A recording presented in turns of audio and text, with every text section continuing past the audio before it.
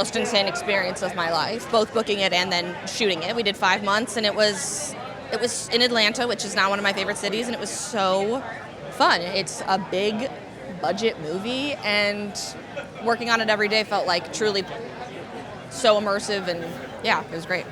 I'm excited for audiences to see, again, big budget rom-coms I feel like do not come around often, and I really think that this one like hits so hard. It is fun, it is charming, it's an ensemble movie, and it's like Jim is so funny in it. Like it's really a funny movie, and it has heart, and it's gorgeous. So I think there's like every component you could want is in there.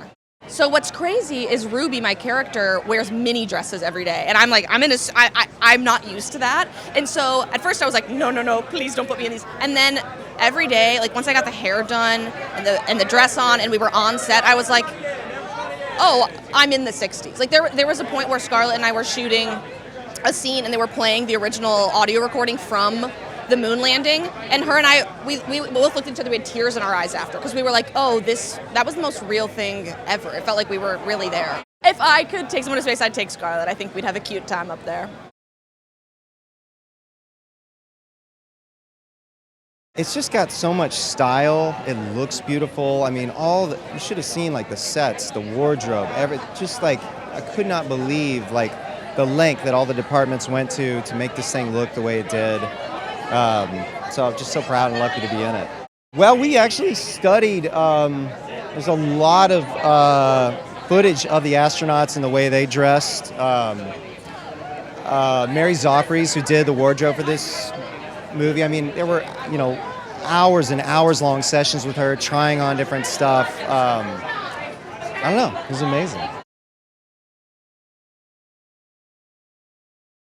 The fact that there's still a studio like Apple that would do an original story at this scale, that already was a gift. And then the support we got, both technically, I think a lot of the spirit of a movie like this, which is about NASA, which is about all these really young engineers changing the world, I think is really similar to the spirit of Apple. And there was a lot of commonality, I think, in that. And we got all the best of everybody. I think the story is relevant now because, first of all, I think people always want to watch an original story that's filled with heart and character and comedy and humor, but it's really about why the truth is important. Even though it's a fun time and it's about one of the OG conspiracy theories, the audience in the end is sort of rooting for the truth to win out. And I think we're all rooting for that right now. If I had to name a space shuttle, I would name it after my mother, Barbara. She was a rocket in my life. She's no longer with us. She's in the heavens now, like a real rocket. And real inspiration for me. I play Lance Vespertine, who is a very difficult to work with commercial director, or stuck in the commercial world as far as he's concerned, that Scarlett Johansson's character brings on to help with this moon landing.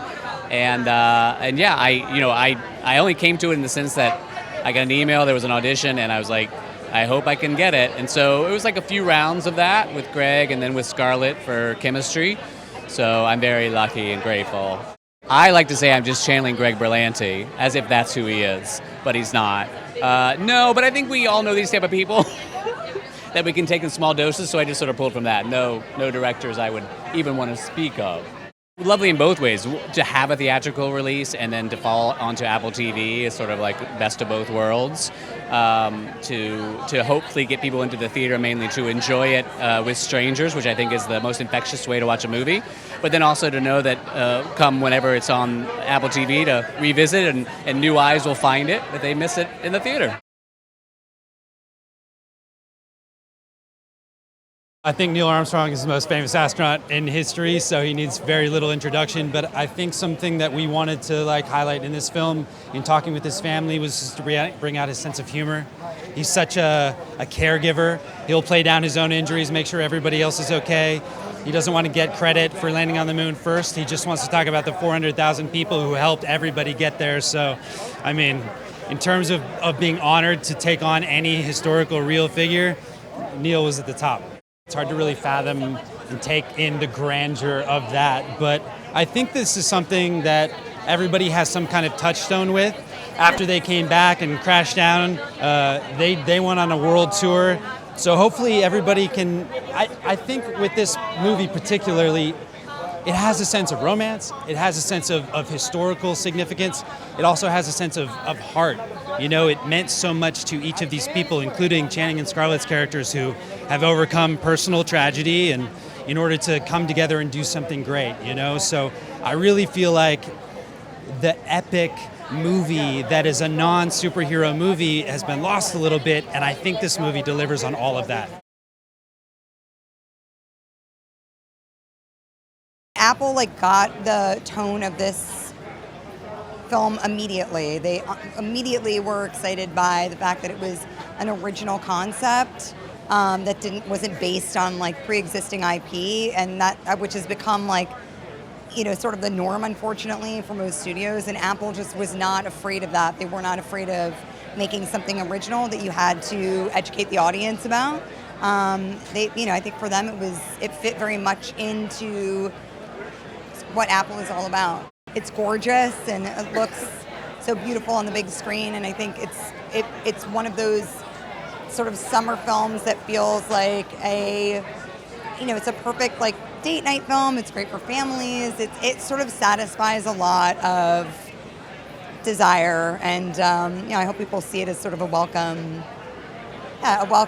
original concept in the theater this summer.